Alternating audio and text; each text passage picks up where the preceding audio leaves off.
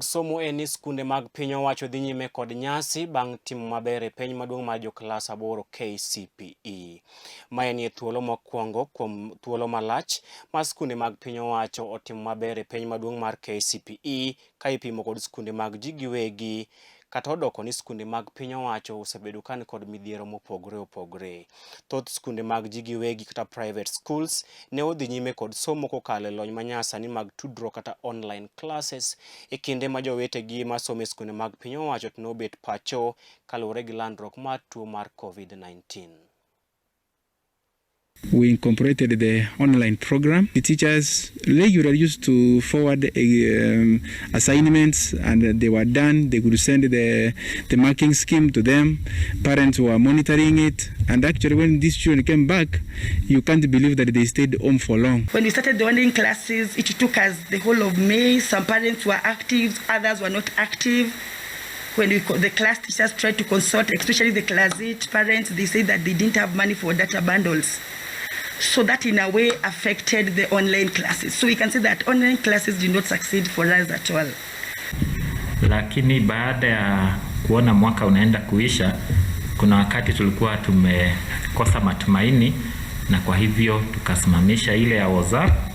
Tukasema sasa tugoje ili shule ifunguliwe tuendelee na masomo. If you look at the results and you identify that rural children performed better, it may be a function, and this is something I throw out there for my colleagues in the education sector to research on. They had peace of mind for the 9 months they were away from school.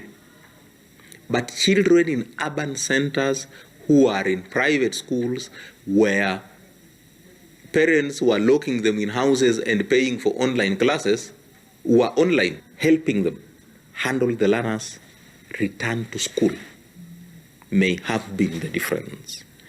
In the sense that the teachers in the public school went through it a little bit more slower, but it worked for them.